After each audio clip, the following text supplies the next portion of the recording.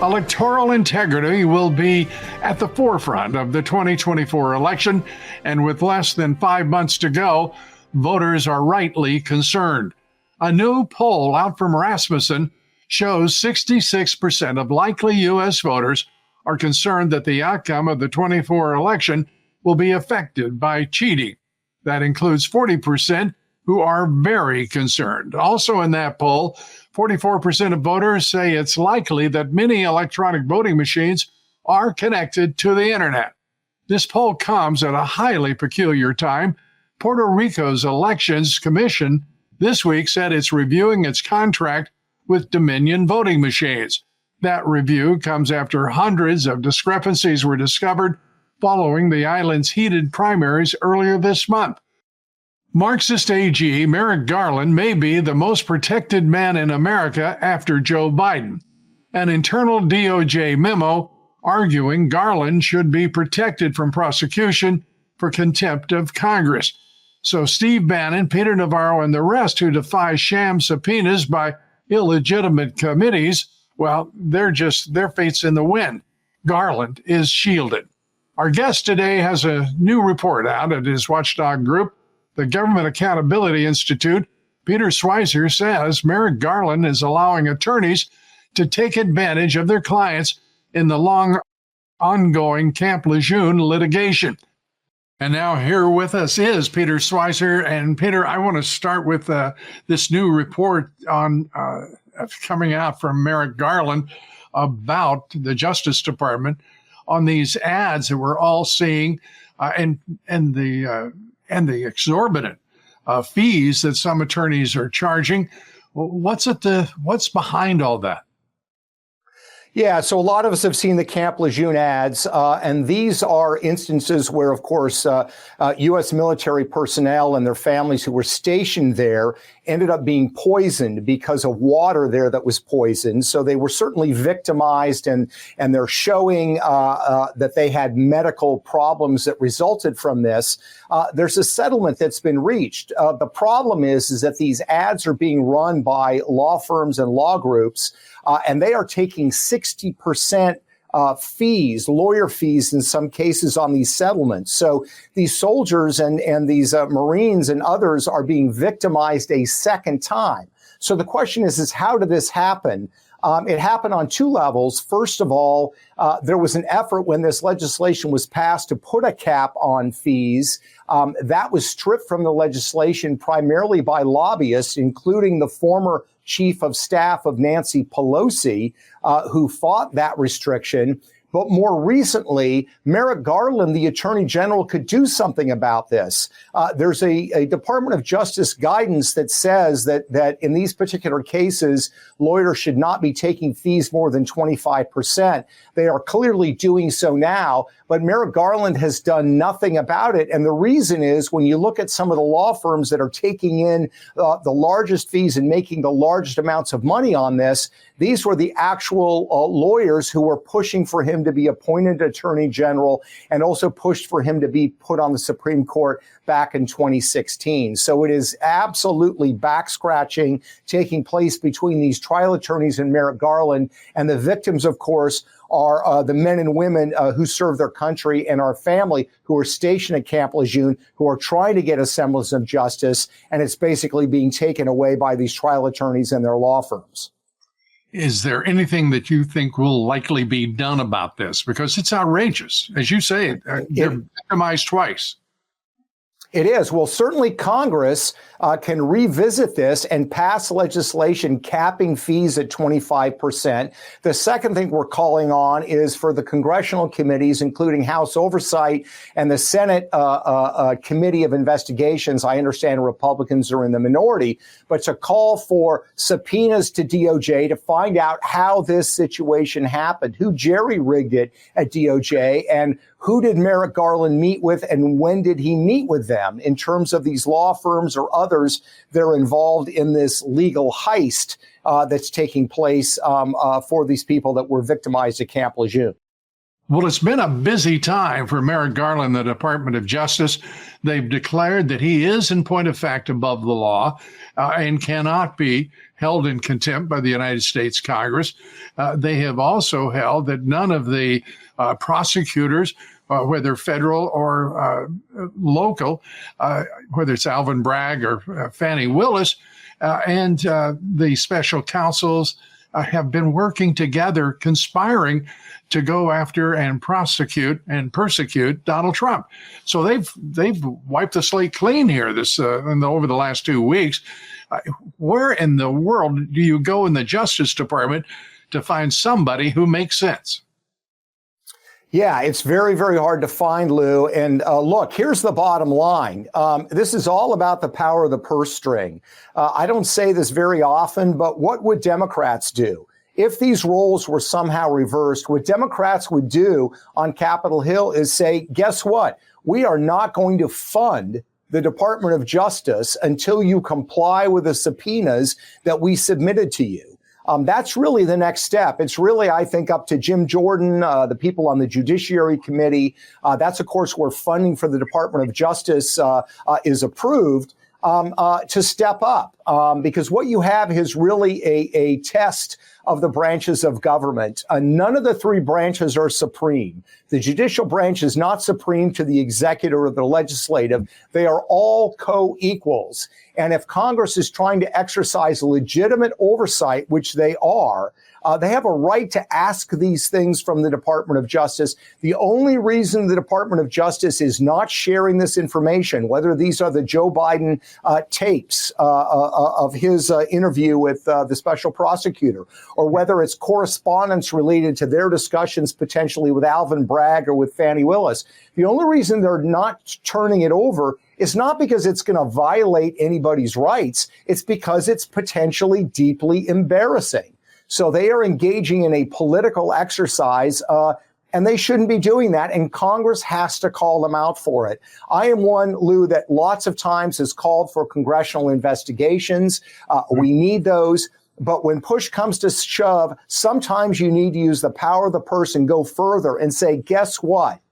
We are not going to fund this department until you share this information that we have legitimately requested from you. Why do you suppose Speaker Johnson has refused to do so? He's been a disappointment in many ways, but he had every opportunity to use the power of the purse to constrict those budgets or to eliminate them, in point of fact. Yeah, I mean, look, I think that, he is trying to walk this tightrope. Obviously, he saw what happened to McCarthy, and he's trying to balance a lot of things. But yeah, at the bottom line, when you have power, you have to use that power when it's necessary to accomplish legitimate goals and purposes. And this is one of them. It's ultimately not, Lou, about these tapes, although their importance with Joe Biden talking to her. And it's not ultimately about Alvin Bragg. It's about the balance of power. And the executive branch should not feel like it can just thumb its nose at Congress. And again, if the roles were reversed, if this was a Democrat Congress doing this during the Trump administration or during the George W. Bush administration, I would dare say they would push it until they got the results that they wanted. So it's up to Johnson. It's also up to these committee chairs to do the right thing and use the power of the purse. That's the next phase, because otherwise, this is only going to embolden them to continue to defy Congress on other legitimate requests that they've made. So I think you've got to shoot a cannon across their bow, and you need to correct this, because these are absolutely legitimate requests. Absolutely. We're talking with Peter Schweizer. We're coming right back. Please stay with us. We're back with Peter Schweizer, and it's to me, it's interesting right now that the White House is playing games with the distinction between a pardon and commutation when it comes to Hunter Biden and his father. Your thoughts?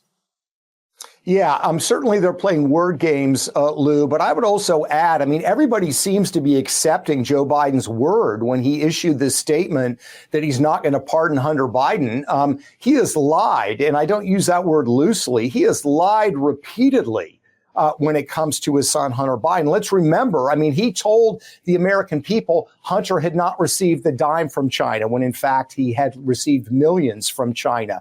He said that he had had no contact with Hunter Biden's business associates. That ended up being a lie. He actually met with them. He was on the phone with them, etc. He said that he personally had not profited from any of these deals.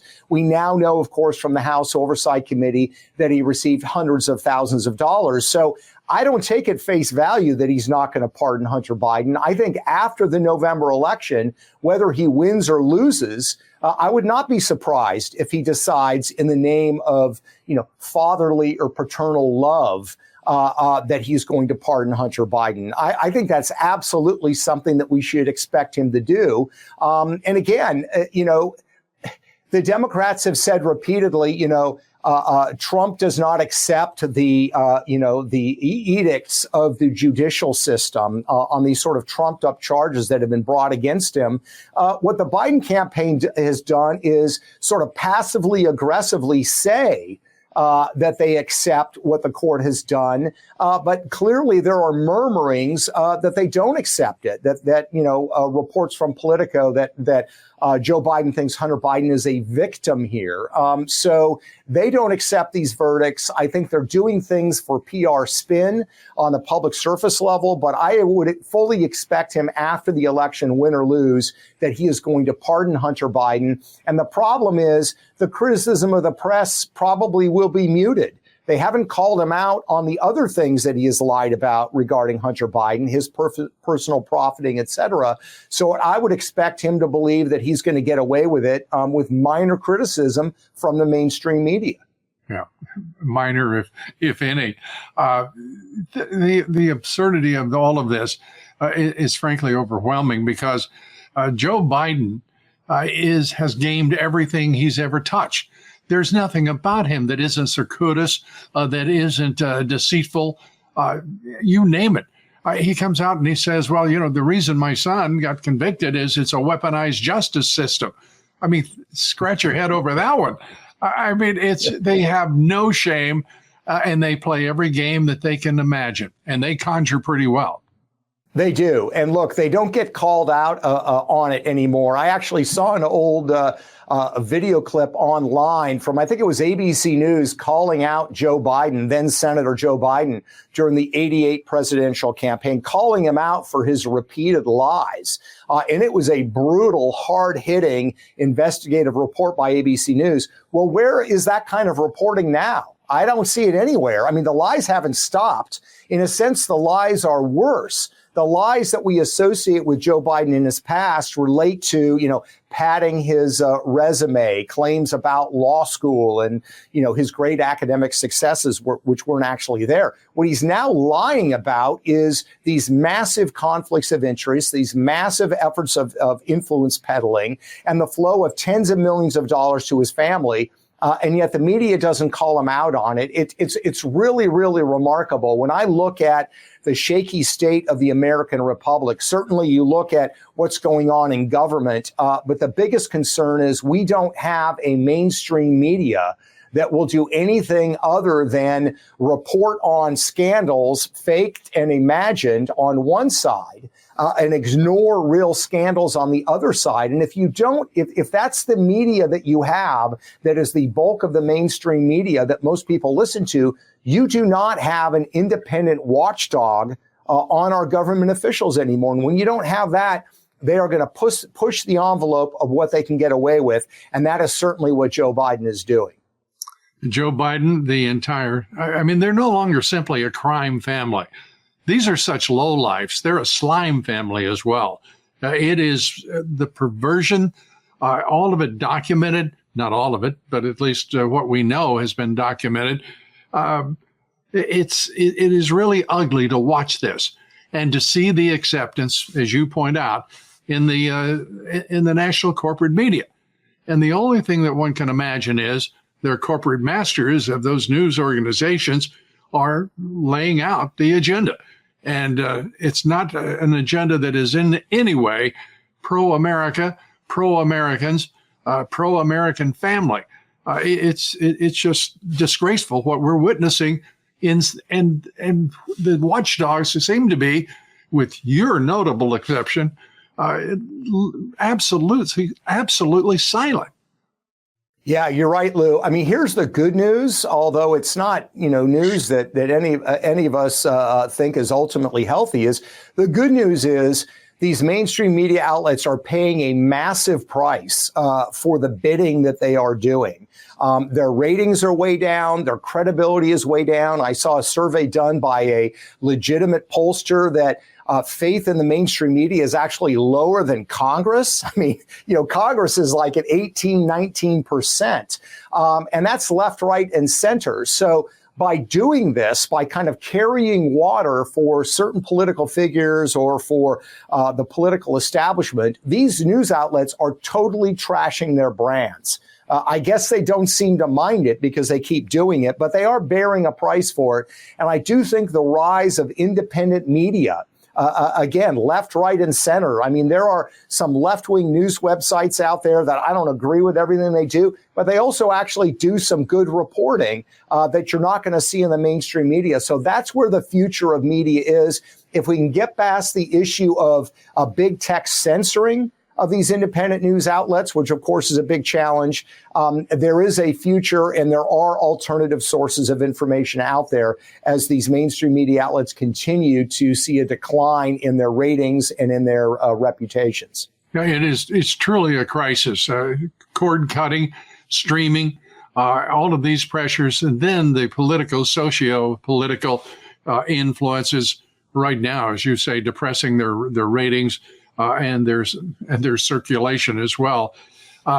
We're talking with Peter Schweizer, and we are coming right back. Stay with us, and we'll find out what is next in this great country, because we haven't checked in. At least we don't know that we've checked in with the Chinese yet, and we do know where the president gets many of his ideas. We'll be right back.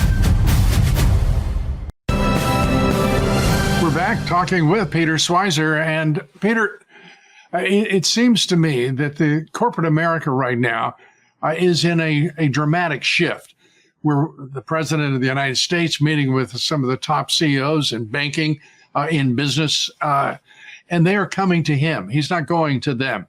And I think that's an important symbol. I don't know if it's a contrived symbol on their part, a strategic decision, so that they won't be accused of impressing him too much. But we're really seeing a change on the part of a lot of corporate America here, aren't we, in regard to the upcoming likely Trump presidency? Yeah, I think that corporate America is trying to hedge their bets. And as always, there are very few profiles in courage among these corporate executives. I mean, they're worried about the relationship with China, not in the way that you and I and the majority of the American people are. They're worried about it disrupting these intricate relationships that they have established that are part of their corporate profit network. Look at what Larry Fink, head of BlackRock, said in 2011, where he candidly announced in an interview what many other CEOs would not quite so publicly say, when he literally said he actually prefers to do business with, in his words, totalitarian regimes because they're more predictable. That goes for most of corporate America, whether it's certainly Wall Street, the financial sector, or big tech. They want to maintain a stable relationship with China, and they don't really worry about the cost of that stability. Whether it's rising China, whether it's a threat to our civil liberties, whether it's a threat to our national security, they ultimately place less emphasis on that, and they're more focused on maintaining stable relationships because it's good for their quarterly profits. But the American people have shifted on China. The latest polling shows that the vast majority of them see China not as a friendly rival, but actually as an enemy, as a threat to the United States. So corporate America is going to have to pick and choose where they are going forward. I understand they've got to straddle certain relationships. They may have to reorient supply lines, supply chains. But the American people are shifting on many of these issues, many of these important issues. And if corporate America doesn't get on board, they're going to get left behind. And I think that the American people's patience, for elites in the financial sector who are sort of jettisoning the interests of the American people for their own personal benefit, patience is waning. And I think Americans are really waking up on this issue, and corporate America is trying to figure out how to straddle these new realities. And there are some building conflicts, whether it be China's direct threats to Taiwan, of course, and their insistence on dominion over the South China Sea. But we also, and I don't know if you imagined this when you wrote Blood Money, but suddenly the head of the select committee on the CCP, Mike Gallagher, Congressman Gallagher, the first major move was for him to retire from Congress. It's astounding to see what's happening. Next, the big strategic partner, of course, with China, Russia now has 4 warships in the Caribbean, at one point 30 miles off the U.S. coast. I think that a lot of people in corporate America are going to have a lot of trouble getting realigned, given the rising aggression of their expansionary aims. Yeah, no, I think you're exactly right, Lou. You nailed it. And all you need to do is look at the divide, the way that Wall Street talks about Russia as opposed to the way they talk about China. Russia, of course, is a threat, but it's a waning, declining power. They have big demographic problems. Their economy is not doing well. They are a waning threat. But of course, corporate America is all on board with the Russian threat. And the reason is that a lot of them don't have deep commercial ties in Russia. Other than the energy sector, most sectors of corporate America don't have deep commercial interests in Russia. They have massive interests in China. For some of these big investment funds, a third or more of their profits are actually coming from mainland China. That's where their biggest growth is coming from. So it's a lot harder for them to talk about the Chinese threat because they are so conflicted. Who becomes president in November and is inaugurated in January is going to make a huge difference on this issue. We saw what President Trump's posture was towards China, especially when the administration was really sort of set in place, which was really challenging China, calling out China on many of the threats that they posed. Trump was the first president to call out China on their involvement with the fentanyl trade. And of course, President Xi made promises to Trump, which he never kept. But Joe Biden has been silent on fentanyl. He does not call China out on it. So a lot is at stake in this 2024 election, not just as it relates to the lives of individual Americans, as it relates to taxes and civil liberties, but our very national security, how we deal with China. There is a stark contrast between Biden's soft posture, essentially giving China what they want, and what Donald Trump says he's going to do in his second term. We appreciate you being with us here today, Peter. And as always, a great conversation. Thanks for joining us, and all the very best, my friend. Always great to be with you, Lou. Thanks for having me.